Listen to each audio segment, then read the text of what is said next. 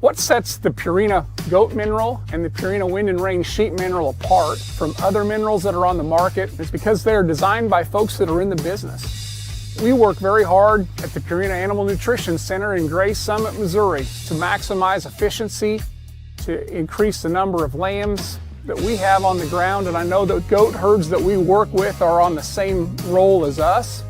The best way for producers to ensure that they don't have a mineral deficiency is to supply a quality mineral.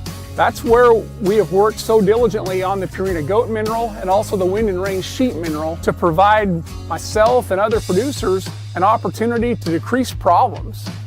From the reproductive standpoint, vitamins and minerals play a huge role in sheep and goat. That's where we have found the biggest contribution to our operation in terms of AI and embryo and then conception on first-time service. So there's a distinct role that the minerals play in repro for us. That's what makes us unique and different, is because we're creating products that work for us.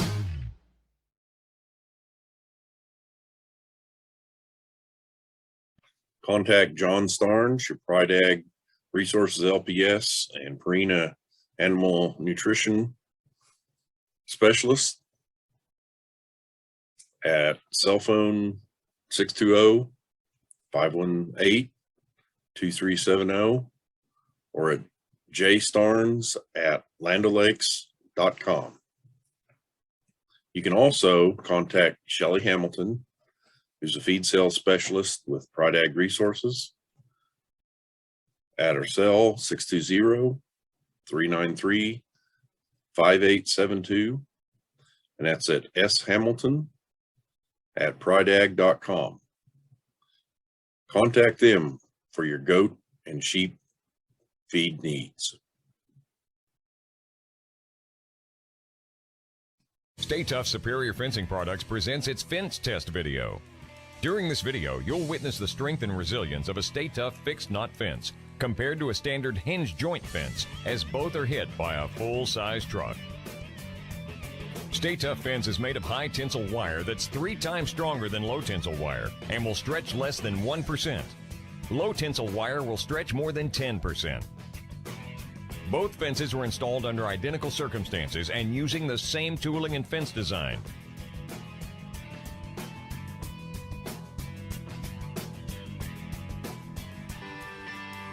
Let's see the results.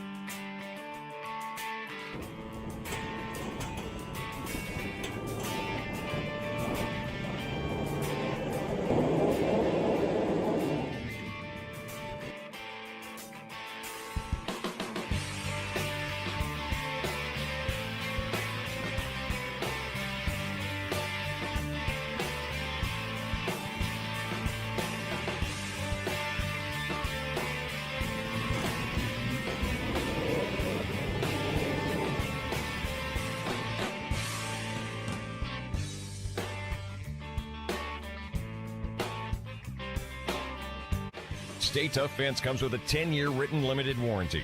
Contact us at 1-888-223-8322 or visit our website to find a dealer near you. Stay Tough Superior Fencing Products. Stay strong, stay tight, stay tough.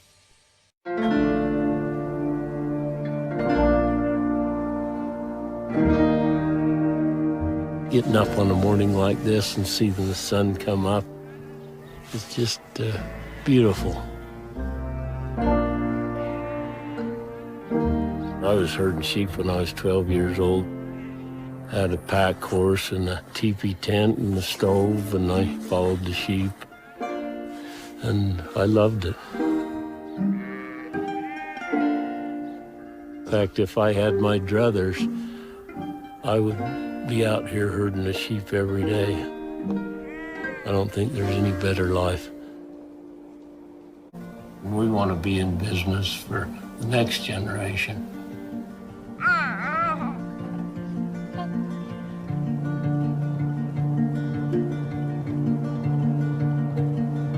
We're feeding the world, we're clothing the world, and to us, that's a pretty noble profession. 200. Makes me feel good that our kids want to raise their kids like they were raised. Makes me and my wife feel like that we must have done something right.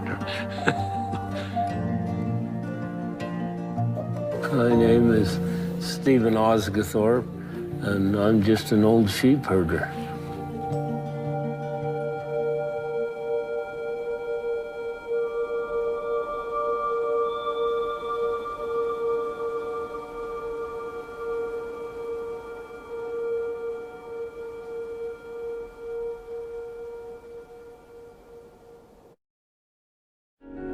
Making Kansas a better place to live and work has been our goal for over 100 years. It's a responsibility we don't take lightly. It's all with your sediment. 365 meters. 365 meters. K-State Research and Extension serves our rural and urban neighbors by helping you adapt to new technologies, protect our environment, improve nutrition and food safety, and grow the next generation of leaders. And my world. And my world. We help farmers and ranchers adopt new tools that improve profitability in a rapidly changing marketplace. That went into it, going to help some people. We prepare and inspire leaders to take on challenges with confidence, be responsible, and give back. Thank you very much. It will be a great help. I think K-State Extension is a marvelous partner. We bring people together to complement each other's unique strengths and make communities more vibrant and successful. We are Kansas State University, in every county, working shoulder to shoulder with organizations, local leaders, and you to help our state grow and thrive. We are K-State Research and Extension. Appreciate the opportunity to talk to you, etc.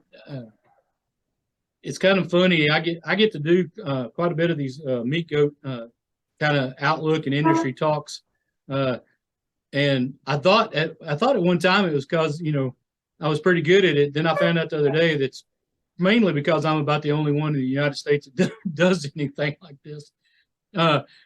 Somebody the other day I was talking from Montana, and I go, "Why are you calling me?" And they said, "Well, you're on the top of the list." And I go, "Well, that's great." She goes, "No, it's not a very big list." So, but anyway, no, I really kind of enjoy doing this. The goat talk. I've been doing this. I always tell people how I kind of got into this is a strange deal. I was working here in Oklahoma as extension agent, and I got asked to do a goat meeting. And little did I realize that after that goat meeting, I was to be tagged as the goat expert. And so I've been kind of doing them ever since. And so after a while, you just kind of run with it and go. So the first thing I'm going to throw up here is I'm going to throw up this little slide here. I've been starting a lot of the goat meetings I've been doing out with this slide.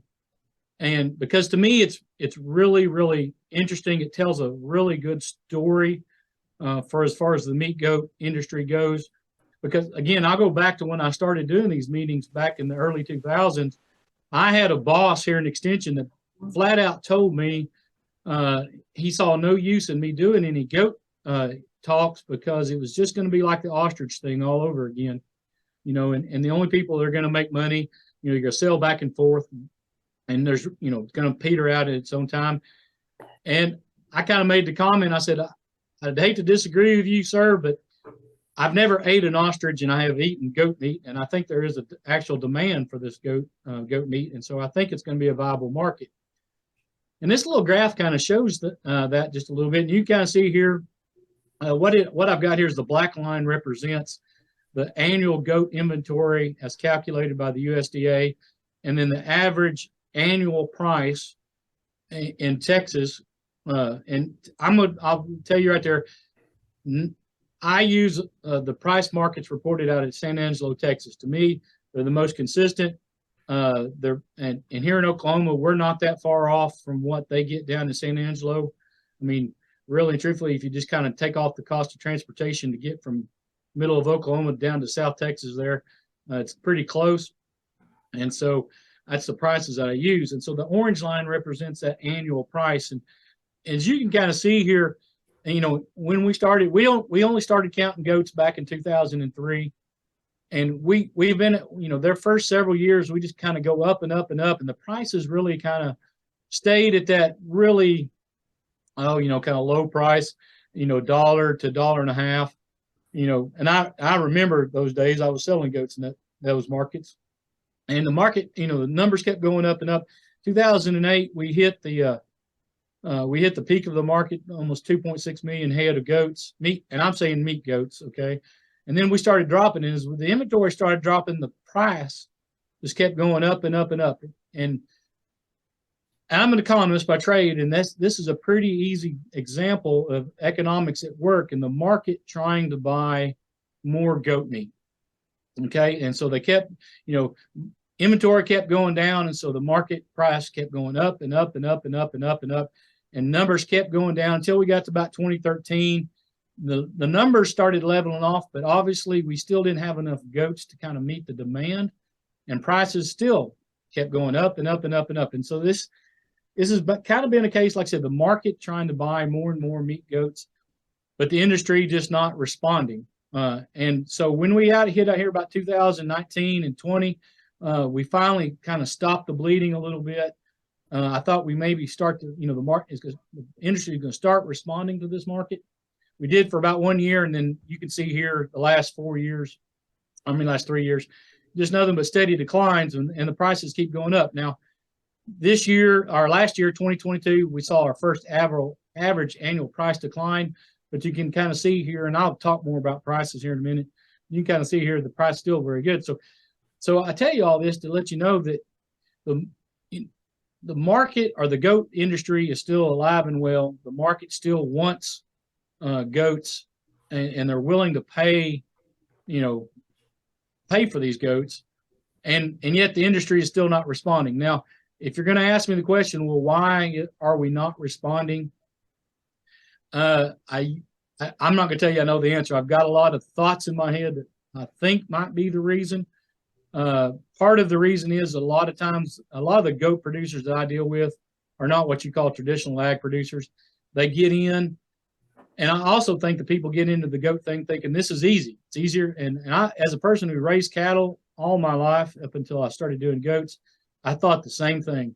How hard could goats be? They're just little cows. Matter of fact, they're smaller. It'll be easier. I think cows are twice as easy as what goats are. And I can go on and on about stories of what I've done. So I just kind of put this out there to let people know, you know, I think the goat industry is alive and well, and going to be for some time. And also too, guys, if y'all got questions, stop me, ask me as we go along. And if I don't know the answer, I sure can make one up for you. So let's go on. Every year the USDA does a population or an inventory report for goats, and they actually classify goats in 3 different categories. And this first slide I've shown up here is just all total goats, and you can kind of see here. When I get to the meat goat slide, you'll notice that the meat goat numbers are what drives this number, even though we've been keeping up with some of the numbers like dairy goats and Angora goats a lot longer than we have meat goats. But the meat goats number slide will look real similar. But you can see that our overall goat population, again, decreased again in 2023, 1.7%. Here's the Angora goats. I'm not going to spend a lot of time on Angora or the mohair goats or the dairy goats. You can kind of see here from the slide, they're down to almost just a total 100,000 head of goats.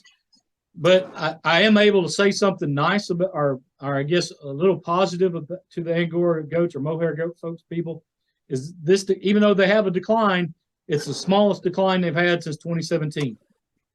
So maybe that market, maybe the numbers have stopped, maybe stopped declining a little bit. But the problem with the mohair or Angora goats is when the government did away with that government program back in the 90s, it just killed the market, and therefore it's killed that industry. And so it'll always probably still be here. There will always be a market for cashmere sweaters, but again, I don't see it growing back anytime soon. The dairy goats, it's a little interesting. I thought here back in the later the last kind of decade, there seemed to be a little love affair with dairy goats, and really it kind of started back in 2014. Dairy goats started to incline.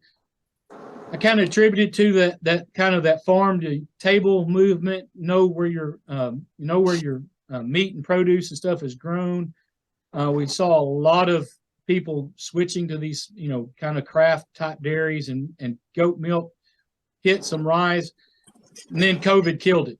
And so it's ever since the start of COVID, it's just been a steady decline. They're down 2.5%. And again, that's probably about the fourth year of declining numbers for them. But the one that we're all here to talk about is meat goats. And here again, you look at this slide. This slide shows you the same the kind of what the total goat slide shows you. The big number here, again, we're down 1.5%. What's got me? I'm not sure what adjective to use here. I don't want to use concerned, but something that's kind of perplexing me or got me a little bit worried is we're down 1.5%, but that number, we're at 2 million head. That's the lowest number since 2004. 2004 was just a little over 2 million a head, and in 2003 was just under 2 million head. We didn't start counting goats across the country. Texas has been counting goats since early in the 1990s, but the United States didn't start counting goats until 2003, and we're down to the lowest numbers that we've been since the first year we started counting. And so that's a little concerning to me. And so as far as, because again, we're not responding to the market signals. And again, I'll get to the part where costs have gone up and different things like that. But again, we're down just a little bit.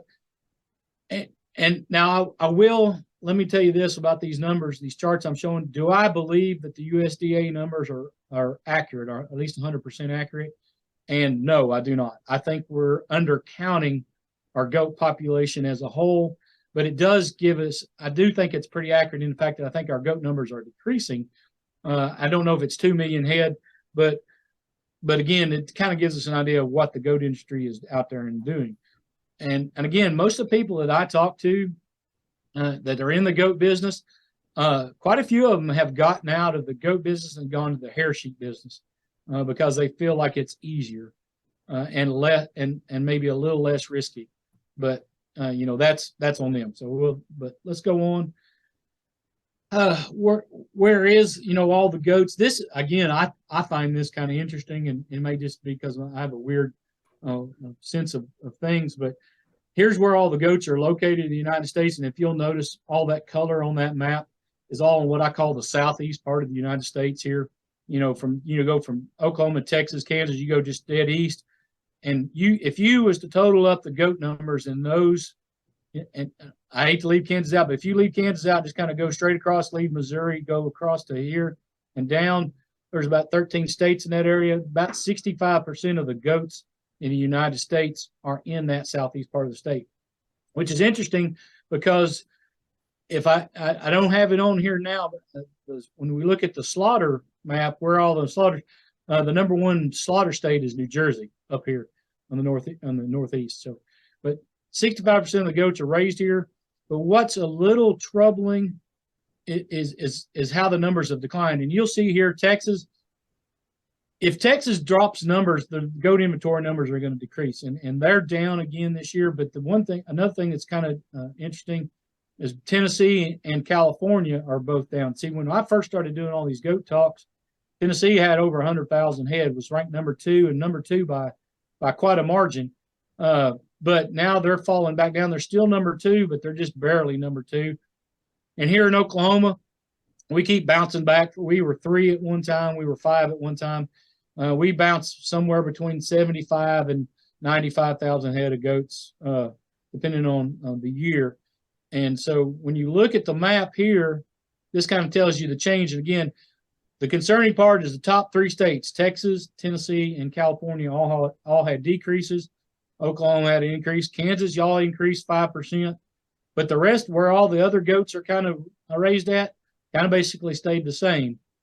And so, a little concerning there. But then the interesting part to me, again, is the increases and, big numbers, 15%, but 15% of small numbers, it's not real hard to have a high percentage when you have small numbers. But there seems to be a growing number of goat producers going on in, Minnesota, Iowa, up in that part of the world. And I believe that's true because I get a lot of phone calls from the agents that are up in those states and also from producers. And we do a goat camp here in Oklahoma, and I don't know if y'all know about it. It's Meat Goat Boot Camp in October, and we'll usually have somewhere between 3 and 5 producers from that part of the country come every year to that camp. And so, and so there's a growing number of goats being produced up there. So that's kind of interesting, and that's what we're talking about, the supply of goats. Another thing that goes into the supply of goats is imports. Okay, and so we don't import a whole lot of live goats in like the cattle industry does and have those animals slaughtered here. We just import frozen goat meat and basically carcasses is what we import into the United States here. And you can kind of see here the amount of imports, and this is in metric tons, is what how it's calculated. And you can kind of see here we rocked along around that 15,000 metric tons mark, got a little bit higher. 2017, we broke that 20,000 metric ton mark, and then we went back down. And 18, 19, and 20, where, this orange line represents Australia, and that's where we get the lion's share of our goat meat from is Australia. And they were in bad drought, had wildfires, and then after the drought, they had floods. And so their production dropped way down in the first year of COVID hit, dropped it way down, and then we come back with a vengeance in 2021. But this 2022 number, that only represents January through November. The December numbers will come out probably sometime this month, maybe later next month.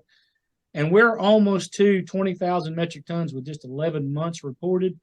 And that's up 25% from last year for the same time period.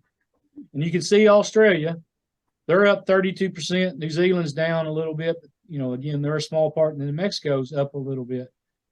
I think when the final numbers come in, 2022 numbers, we'll jump that 20,000, and we'll probably break that 2017 mark, which is the record. We'll probably break that amount.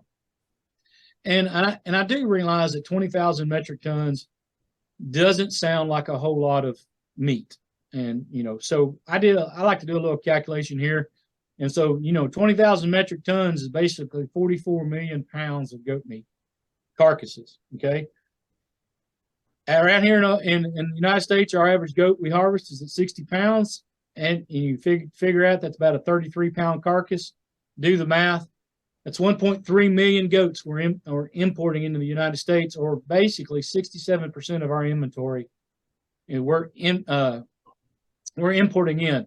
And so again, that indicates that's a supply thing. We are a demand deal. We have a high demand for goat meat in the United States. Again, that's a real positive for the goat industry. To me, that tells me the goat industry is here to stay. So if I'm thinking about getting into the goat business, I'm not really worried about my market as far as having the ability to sell. Now, prices and making a profit, that could be another story. So let's kind of get into the prices. Okay. Well, let's do this. I like this little disappearance. I do this from time to time to kind of show a little bit about the industry and kind of some of our issues that we have. When we talk about cattle and pork and chicken, we know just about every animal that gets produced and every animal that gets harvested and all the meat. We know it we've got a pretty good handle. We have all the data we can deal with. In goats, it's a little different. And so I had to use the 2021 numbers because 2022 slaughter data will not be out till middle of April. So 2021 kid crop, there's 1.2 million kids roughly born in, produced in the United States. If you figure 10% death loss, 20% replacement rate, and the slaughter rate of just under 500,000 head, somehow or another, we're missing 375,000 kids. And I know it sounds strange to say kids. I wish we'd call baby goats something other than kids, but that's what we call them. But we're missing 375,000 kids. That's 30% of the market that we're missing. Now, where's this market going? And those of you who've been involved in the goat industry for any time or, some time, know that we have a lot of what we call off-farm slaughter or off-farm harvest. We have people that will come and buy these animals and not take them to a butcher shop or harvest facility. They'll do it themselves. And so that's a lot of goats being butchered on the side of the road or at the farm. But I have no doubt that's being done because I know people that are selling a lot of goats. But that's a trouble kind of a problem we have with our industry. Again, cattle and all the other meat species, even sheep, we've got a good handle on it. Goat, I have to do a lot of connecting the dots with a lot of missing data. So but we're getting better at it. And so it's kind of interesting. And again, one thing that I'm not discussing today, but the problem we have is we're producing the goats in one part of the United States and harvesting in another part of the United States.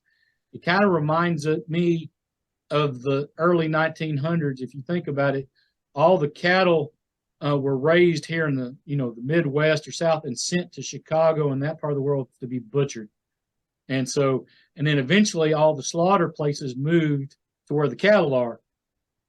I don't know that that's going to happen because are the slaughter facilities going to move to where the goats are, or because the goat production obviously can't move to where the slaughter facilities are. So anyway, interesting problems that we have, but not seem to be hampering as much. So let's talk a little bit about prices.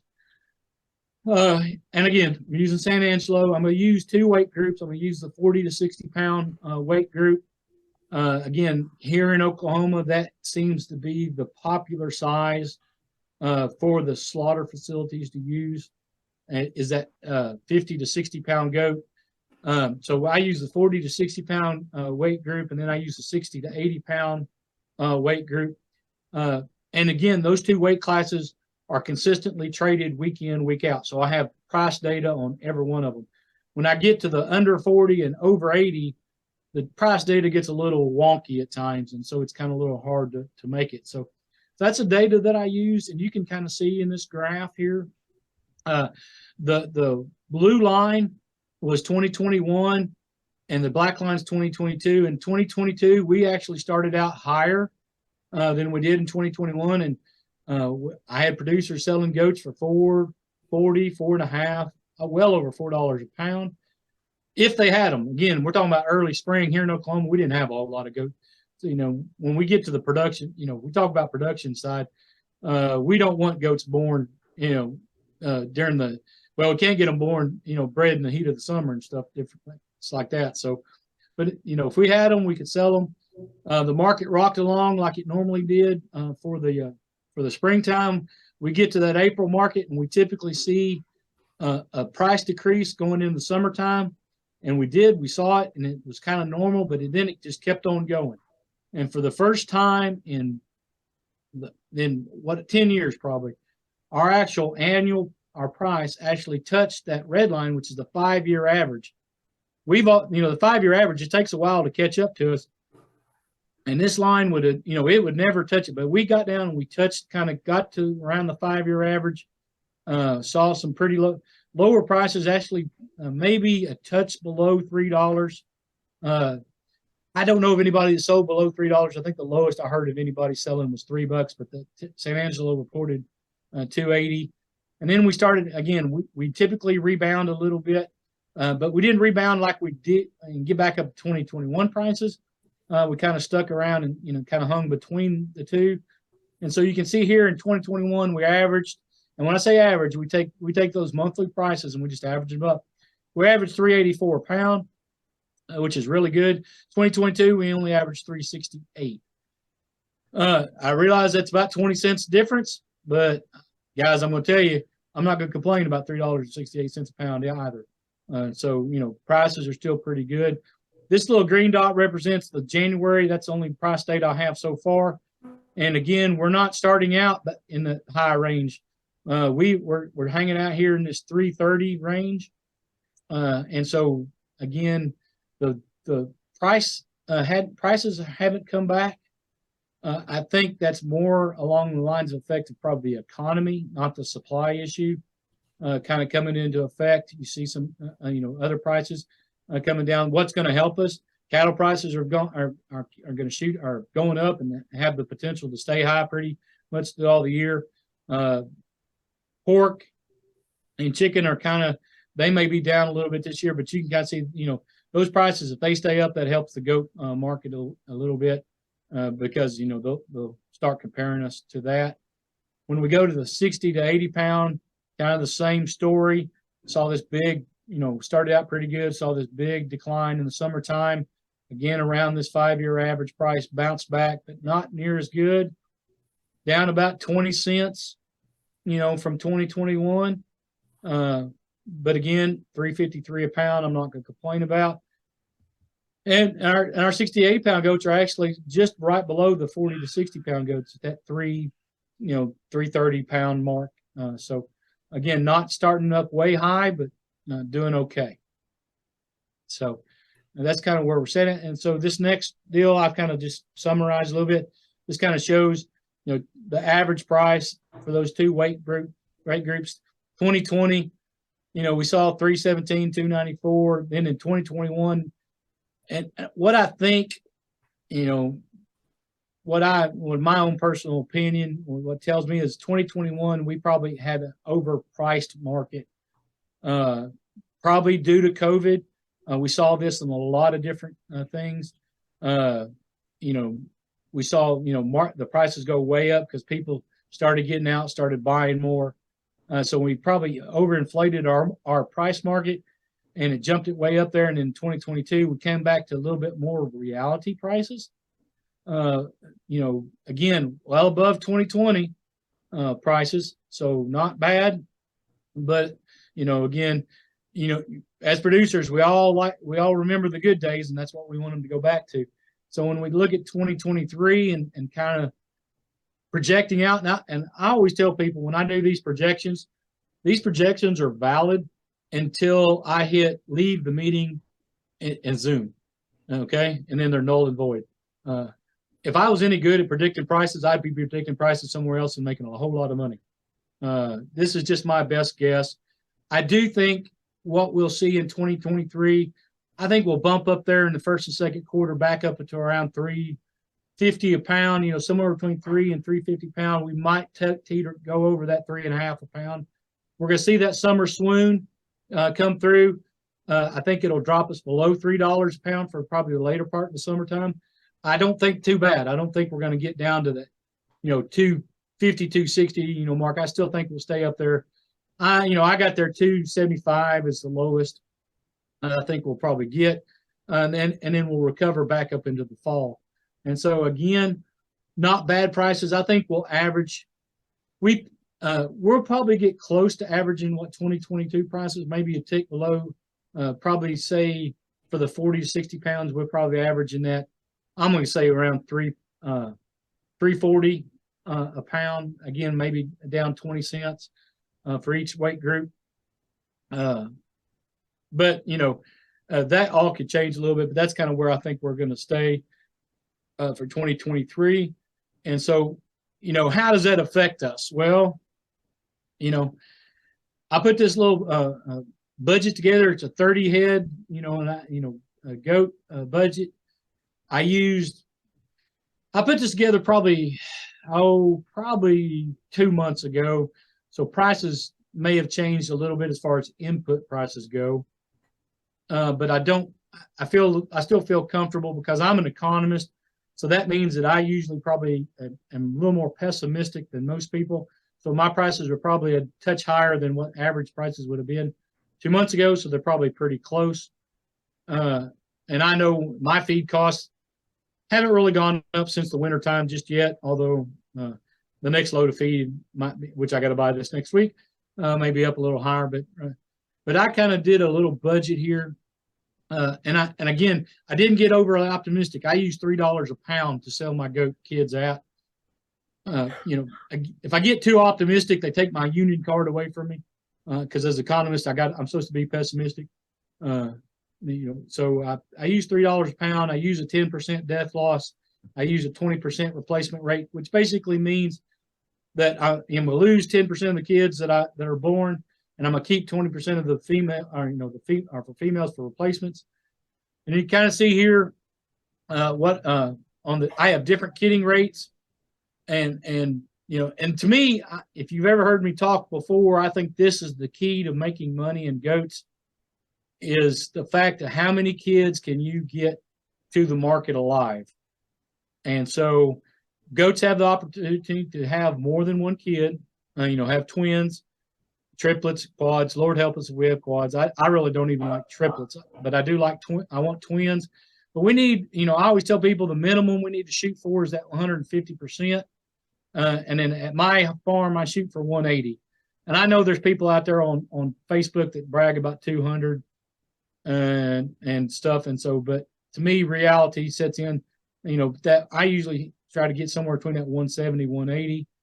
And you can kind of see here my different revenue. My feed costs are the same. I still got to feed them no matter how many kids they have. And you can kind of look, this is what I kind of predicting it's going to cost me to run that doe for the year, $150, my fixed costs. And you can kind of see here, I still got positive returns. The only negative I got is down here at 150%. I kind of call that the break-even spot. So, that's where I come at 150. If you're not kidding at 150, you probably are selling at 150. You're probably going to, you may be losing money, but there's still an opportunity for a profit here in the goat market. And what I always brag about to my cattle friends, because they'll laugh at me, say, well, $43 a head, that's not a whole lot of profit. I'm making, they'll tell me they're making $100 a cow profit. And I said, well, it takes 6 goats to equal 1 cow. So I'm making $300 to your $100. So, and that's kind of the truth of the matter is goats can right now, I think, can be making a little more profit on a per acre basis or, per operation basis when you put them equal to each other. So, wanted to kind of an overview of the market and the goat industry. I think the numbers are down. I'm not going to be optimistic. I don't know that the numbers are going to go back up. I think something that's going to affect the numbers as far as meat go, the drought in Oklahoma and Texas. And, if the drought in Texas persists, they're probably going to keep going down in numbers. The drought in Oklahoma, cattle numbers are going down. I don't see goat numbers going back up. Most of the guys who are getting into some small ruminants are going to go into hair sheep, not the goat business. So I don't know that the numbers are going to go up. So supply is going to stay down. But good news is for those of us who are raising goats, that should keep our prices relative good. I think you'll be able to hit that $3 mark pretty easy. And again, I think $3 is not as good as profit as it once was when it was only costing me about $100 to keep that doe for that year, but it's still pretty good. So kind of with that, that's kind of my thoughts on the overview of the goat market and stuff. This is my contact information. You're more than welcome to contact me if you got questions. If you didn't like what I said, you can still contact me and tell me. I've got thick skin. I've been doing this for quite a while. And so you may not agree with me on different things, or if you got any questions. I realize that y'all are in Kansas. Your market may be a touch different, but I've got a good buddy that lives up there in Kiowa, Kansas, and me and him talk from time to time. And the prices he tells me he's getting seems to get pretty close to what I'm getting down here as well. I also run into a lot of y'all when the Chickasha meat market was open. y'all bringing goats down from Kansas. So I've talked to y'all. So y'all pretty close to what we're doing up here. So kind of with that, I don't have anything else left to offer. And anybody got any questions? I don't see anybody asleep on the camera. So I've got a couple for you. Here, you want to come? You want to come talking to Mike so he can hear you? It's a little delayed, so if he takes a while to answer it. I guess I have a couple of questions. Are they killing goats in San Angelo? And what type of goats were you using in your, as far as your slides and stuff are concerned, as far as the breeds of goats? Are you using boars, crosses? Are you using Savannahs? What are you using as far as your kidding rate and everything else that you're looking at? Okay. So San Angelo does have a harvest facility down there, and they do kill, but they kill sheep and goats down there. But I get told that still a majority of those goats get shipped off to the Northeast, to the East Coast and California to get slaughtered in San Angelo. So, but they do have one. They do have a killing plant in San Angelo, and it just reopened. 2 or 3 years ago. I think it reopened right before COVID or right during COVID, but it did shut down for a while. It's kind of funny. I got to visit that back in the early 2000s, and 6 weeks after I visited, it went bankrupt. I don't know if that's because I visited or not, but it was. But they are killing down there. Now, what I'm using is goats. All my prices are based on number ones, the number one prices, and so. And kidding rates and stuff. I don't like to get into this debate into what breed of goat does what, because I've done this enough to know that there are good and bad goats in every breed. And I'll tell you my story. I raise Boer goats, and I'll be the first one to tell you they're the worst damn mamas in the place. Okay, they horrible mamas. But they also produce the meatier kids and grow faster. And so I get told that in the markets and stuff that your Boer and Boer crosses are your number ones, and some of your Kikos and stuff. Your Spanish Kikos can fall into number twos. Your dairies can fall into number threes. I think that, so as far as breed goes, that's kind of personal preference and what your market is trying to be. Yeah, I do tell people that if in a perfect world, I'd have a touch of Kiko or Spanish in my females, and use Boers or Savannahs or something else as my buck crosses, and try to get that F1 meat cross is what I always talk to people about. But so that's kind of what. But the prices I always use are the number one prices. So okay, sir, I've got one more. Okay. On your OSU website, you've got a feed ingredient where you go in there and put your feed ingredients in there for these goats and that kind of thing. Yeah. Do you offer that in your camp down there too, as far as some more of the feeding background on these goats? As yes. far as nutrition requirements. Yep, sure do. Have a whole 2-hour session based solely on that. Okay, I appreciate it. Thank you. Yeah, no problem. Do we have any questions from those online?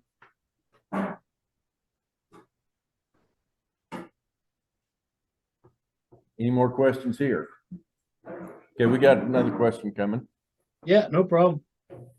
Now you're keeping me from going antiquing with the wife, so keep me here as long as you want. We don't raise goats. We've only had one goat on our place through all the years, just so our daughter could get a buckle at the county fair. But when you're talking about 20,000 metric tons of imported goat meat, that must be going to the coasts, East Coast, West Coast. And, you know, if our prices on goat meat, goats is going down, can't there be some restriction put on imported meat to help our market go back up? And you're the economist. Yeah, but that's called. But you got to understand, we're in free trade, and so there could be something done, but there's never going to be nothing done. One, because Australia is a good partner of ours, trade partner. They're not going to do anything to tariff and put anything on them. Because again, the cattle people would want that more than the sheep and goat people, because guess where a lot of our cow beef comes from is Australia too. So it could be done, but it's not ever going to be done. So.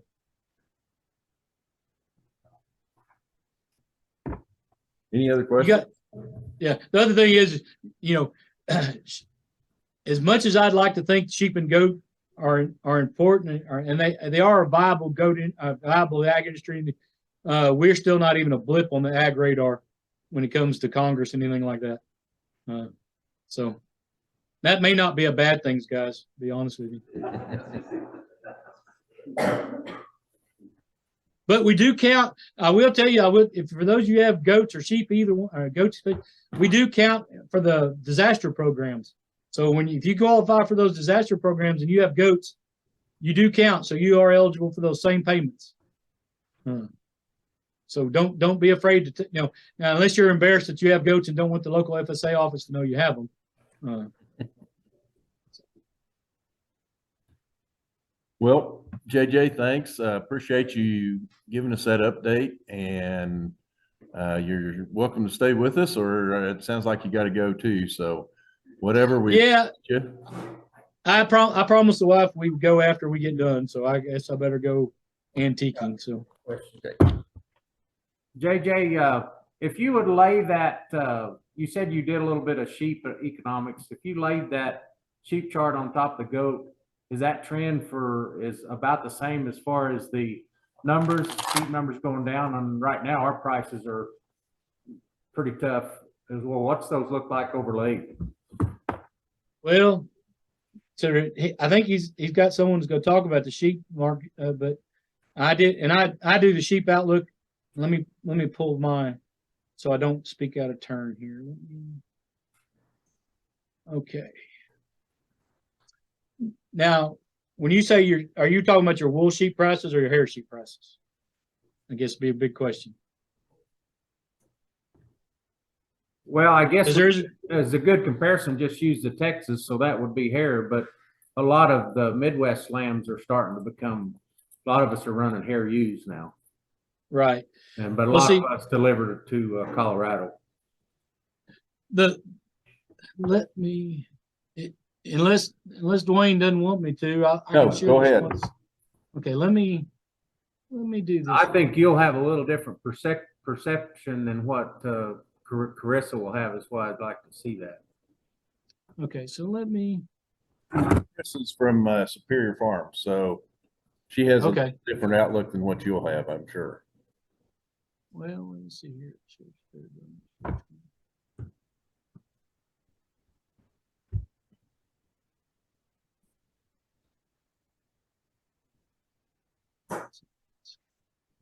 All right, so you see this price is 2023. This is the prices for, and so when USDA reports sheep prices, they blend the hair and wool sheep prices together. And so let me see. Oh, I can. So let me. Okay, so trying to get this one. So this is feeder lamb prices in San Angelo, and again, I'm going to use San Angelo because I'm in Texas. I'm in Oklahoma, and 60 to 90 pounds again is where the hair sheep are. Most of our sheep are trading at for the the hair deal, and again, yeah, your prices you can see here they have tanked, and they're down.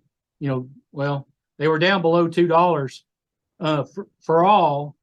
And that's all weight. I mean, all sheep. But when I pull up the Texas, when I pull up the Texas hair sheep prices, here's what San Angelo 60 to 90 slaughter lambs are going for. And you can see they dropped just below $2, but it kind of have come back. And I have hair sheep too. I'll admit to that as well. I raise hair sheep and goats at the same time. One, because I guess I'm a glutton for punishment. But and you can see here they've kind of started out the year about $2.20 a pound for those.